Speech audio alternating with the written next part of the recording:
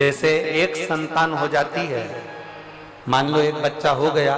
एक संतान हो गई, और एक संतान होने के बाद में दूसरी संतान हो ही नहीं रही। किसी को 10 साल हो गए, किसी को 8 साल हो गए, किसी को 5 साल हो गए, किसी को 6 साल हो गए, किसी को 9 साल हो गए, किसी को 12 साल हो गए, दूसरी संतान हो ही नहीं रही।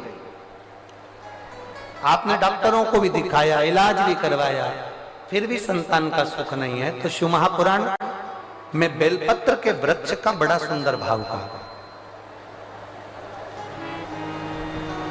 जिसको संतान का सुख नहीं है उसको सफेद आंकड़े की जड़ का प्रयोग करना चाहिए, और जिसके घर में एक संतान हो चुकी है और दूसरी संतान नहीं हो रही है, 8 साल 10 साल 15 साल 20 साल 22 साल हो गए और दूसरी संतान का अगर सुख नहीं है, तो उसके लिए बेलपत्री के वृक्ष के नीचे का एक भाव बड़ा सुंदर कहा गया। किसी भी सोमवार से आप ये प्रयोग करना प्रारंभ कर सकते। 11 रुद्र होते हैं, 11 रुद्र होते हैं।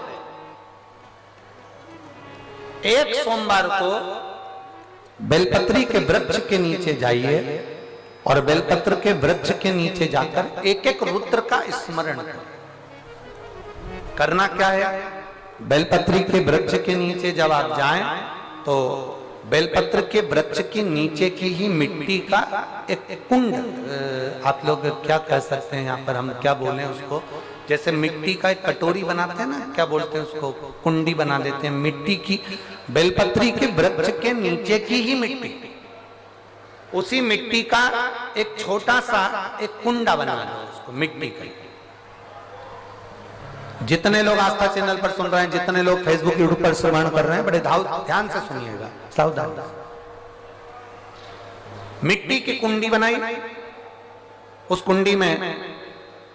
जल समर्पित कर दिया, और जल चढ़ाने के बाद में एक घी का दिया लगाकर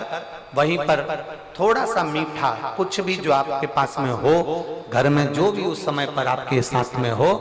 या तो दूध घर का मीठा हो, जैसे मावे का, खोए का हो, या खीर हो, तो वहीं पर एक कटोरी में थोड़ा सा रख दीजिए, और उस कुंडी में जो जल चढ़ाया गया है वहां पर उस बेलपत्री के वृक्ष के नीचे भगवान शंकर के 11 जो रुद्र हैं उसमें से एक एक रुद्र का आपको स्मरण करना।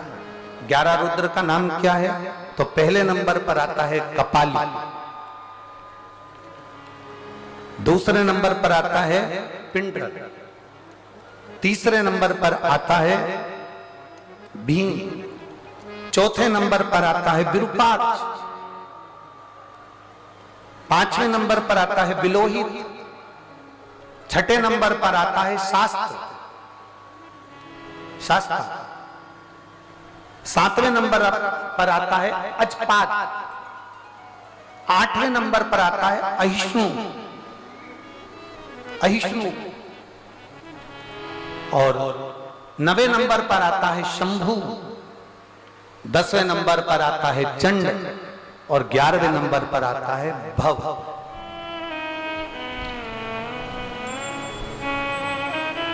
अगर अभी आप लोग नहीं लिख पाए हैं तो बाद में मोबाइल पर से कथा को पीछे खींचना, फिर उसमें से धीरे धीरे इसको लिखना। एक रुद्र के नाम से एक कुंड का निर्माण करा, पूजन करी, घी का दिया लगाया, वहां जो मीठा रखा है उसको लिया, कुंड में से थोड़ा सा जल लिया, बेलपत्री के पेड़ के नीचे आचमन किया, जो मीठा रखा है वो ले जाकर रात्रि के समय पर सोने से पहले पति पत्नी उसको पाएं और साथ रहे। एक सोमवार को ये प्रयोग करना है, फिर दूसरे सोमवार को दूसरे जो एकादश,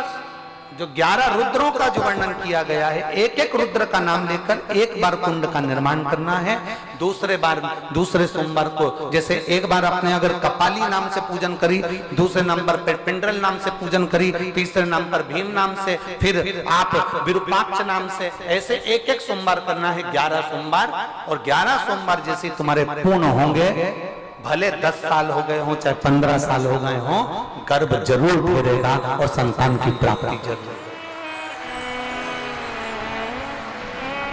किसी किसी के यहाँ पर 11 रुद्र भी पूरे नहीं हो पाते हैं और गर्भ ठेर जाता है। लगभग 4-5 रुद्र पूरे होते हैं और गर्भ ठेर जाता है। तो आप जो 11 रुद्र हैं इनका स्मरण कर कर भी भगवान शंकर से प्रार्थना कर सकते, भगवान शिव से प्रार्थना कर।